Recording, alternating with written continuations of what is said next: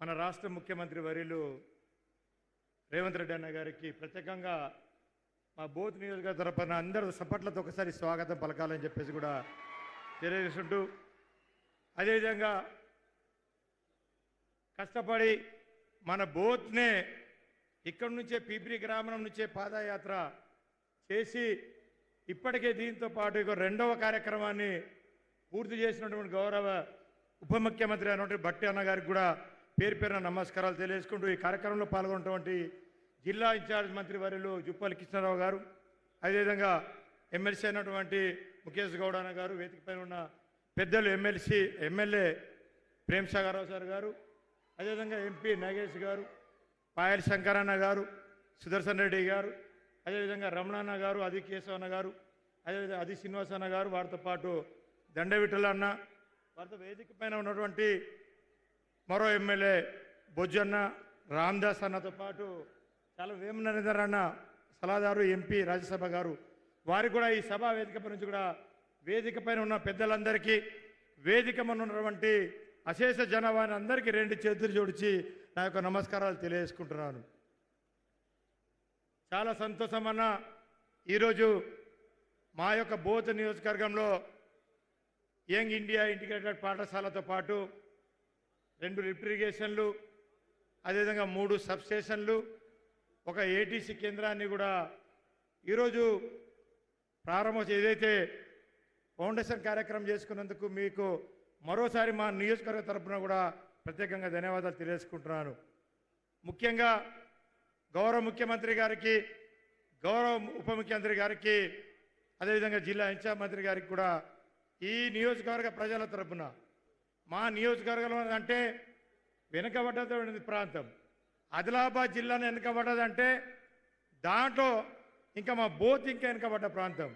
ఒక ప్రాజెక్టులు లేవు, ఏ కార్యక్రమాలు లేవు, ఎన్నిటికీ వెనుకబడ్డ ప్రాంతం. కాబట్టి గౌరవ ముఖ్యమంత్రి వస్తున్నారు, ఖచ్చితంగా మా నియోజకవర్గాన్ని, ఎందుకంటే రాష్ట్ర ముఖ్యమంత్రి అంటేనే ఒక తండ్రి లాంటి వాడు రాష్ట్రానికి, కాబట్టి ఖచ్చితంగా మాకు న్యాయం చేస్తారు, ఖచ్చితంగా మాకు నిధులు కేటాయిస్తారని చెప్పేసి ఎంతో ఆశతో మా నియోజకవర్గ ప్రజలు, నేను కూడా ఎంతో ఆశతో ఎదురు చూస్తున్నా. కాబట్టి ఖచ్చితంగా మా యొక్క కార్యక్రమాలు ఏవేవైతే ఉన్నాయో ఖచ్చితంగా మీరు నెరవేరుస్తారని చెప్పేసి కూడా ఈ సందర్భంగా నేను తెలియజేసుకుంటున్నా.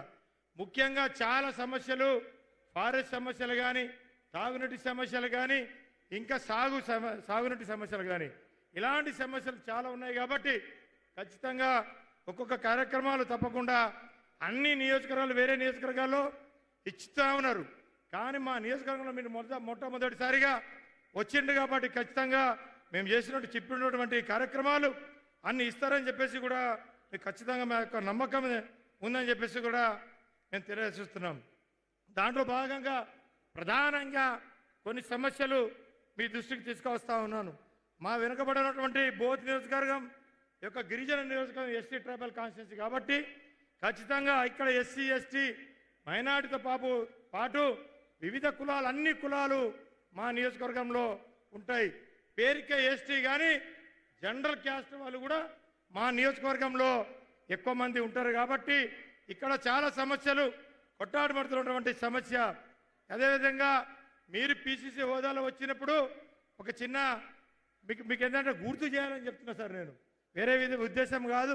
ఎందుకంటే మా యొక్క బోత్ రెవెన్యూ డివిజన్గా చేస్తామని చెప్పేసి మీకు చెప్పిండు. ఎందుకంటే మేము ఆదిలాబాద్ పోవాలన్నా, కలెక్టర్ ఆఫీస్కి పోవాలన్నా, రెవెన్యూ డివిజన్కి పోవాలన్నా, ఏ సమస్య మీద పోవాలన్నా ఆదిలాబాద్ 60 కిలోమీటర్లు మేము పోవాలి. చాలా సమస్య ఉంది సార్. కాబట్టి ఇక్కడ ఏంటంటే చాలా మారుమూల ప్రాంతాలు ఎక్కువ ఉంటాయి. కాబట్టి ఆదిలాబాద్ పోవాలంటే చాలా ఇబ్బంది అవుతూ ఉన్నారు. ఖచ్చితంగా మా బోత్ను రెవెన్యూ డివిజన్గా మీరు ప్రకటిస్తారని చెప్పేసి కూడా ఎంతో ఆశతో మా ప్రజలు ఎదురు చూస్తూ ఉన్నారు. కాబట్టి అదేవిధంగా చాలా ఇరిగేషన్ ప్రారంగా మనము గౌరవ డిప్యూటీ సీఎం గారు గతంలో 3 లిఫ్ట్ ఇరిగేషన్లు మనకు మంజూరు చేస్తారని చెప్పేసి అనౌన్స్ చేశారు. 2 ఇచ్చిండు, ధన్యవాదం సార్, ధన్యవాదం 2 లిఫ్ట్ ఇరిగేషన్ ఇచ్చేందుకు. కానీ ఇంకా 2 లిఫ్ట్ ఇరిగేషన్ ఉన్నాయి. ఏదైతే బుగ్గారం కానీ మరో లిఫ్ట్ ఇరిగేషన్ ఏదైతే సుంకిడి, మీరు పోతూ పాదయాత్ర ఆ గ్రామం పై నుంచే పోయినారు కాబట్టి ఖచ్చితంగా రెండు లిఫ్ట్ ఇరిగేషన్లు కూడా ప్రకటిస్తారని చెప్పేసి కూడా మేము తెలియజేసుకుంటాం. అదేవిధంగా మేము కొత్త పెద్దగా సమస్యలేం పెద్ద కోరికలు అడుగుతలేము సార్, చిన్న చిన్న కోరికలు. మా ప్రాంతంలో కొత్తగా దాదాపు 22 చెరువులు ఉన్నాయి. దాంట్లో ఓన్లీ 345 కోట్లతోని దాదాపుగా 12,000 ఎకరాలకు నీరు అందించచ్చు.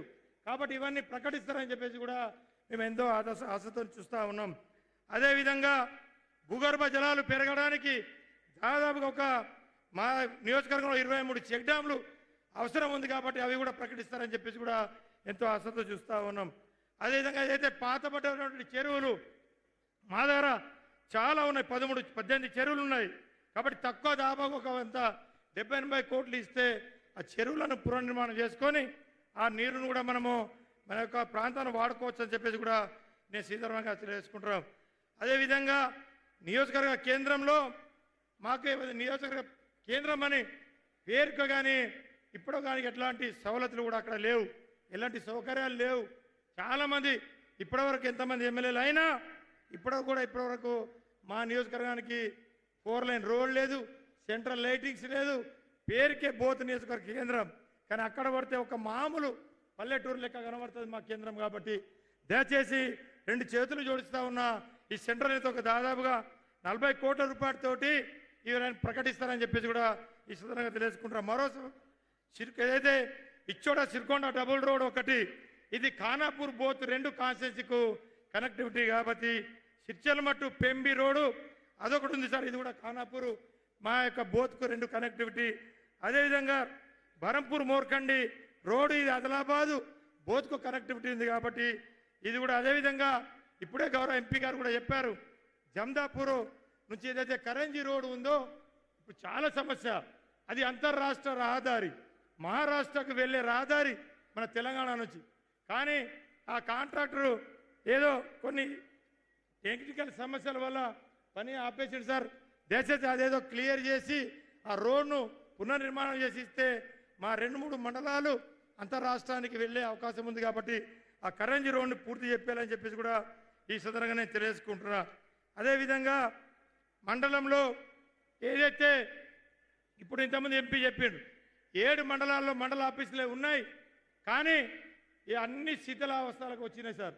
3 కొత్త మండలాలు ఉన్నాయి, సిరికొండ, సొనాల, భీంపూరు.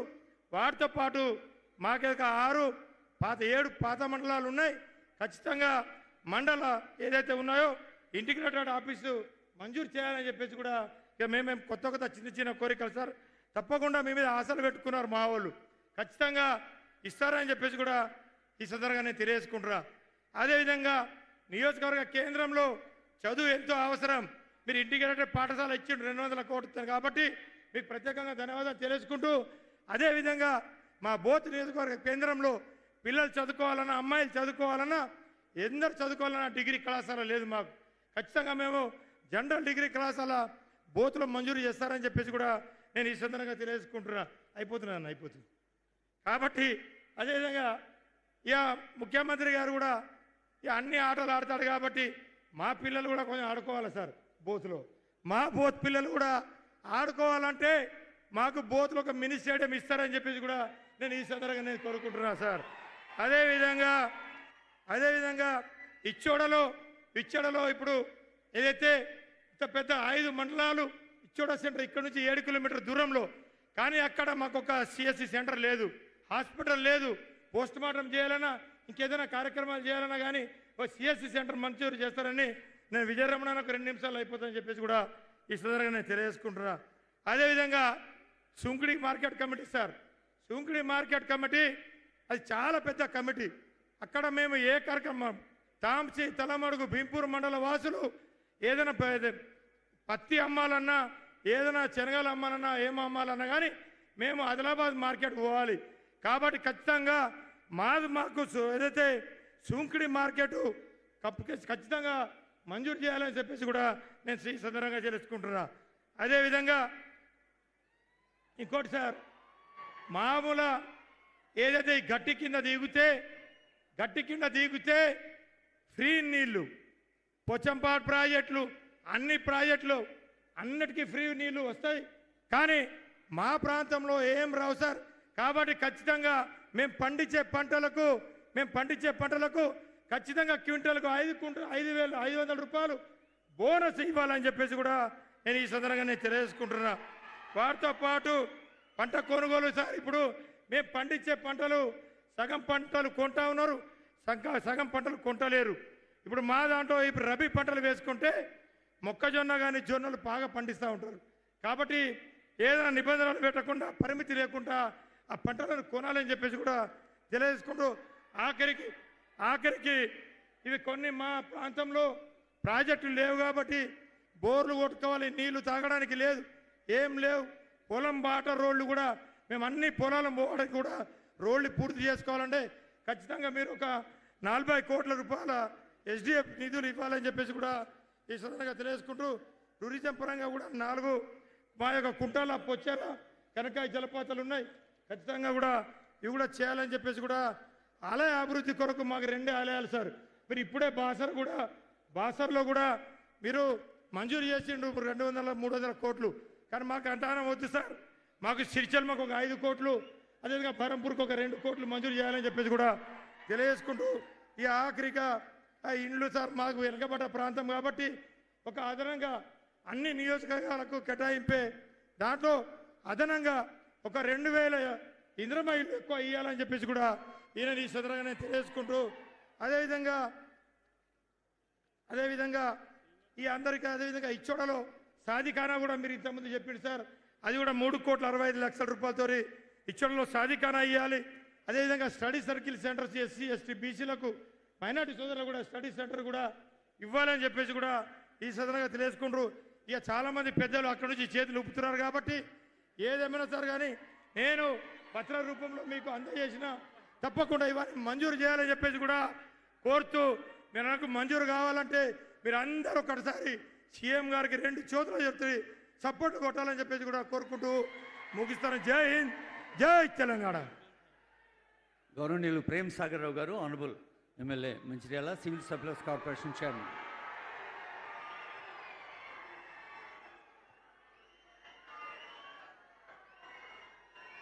గౌరవ ముఖ్యమంత్రి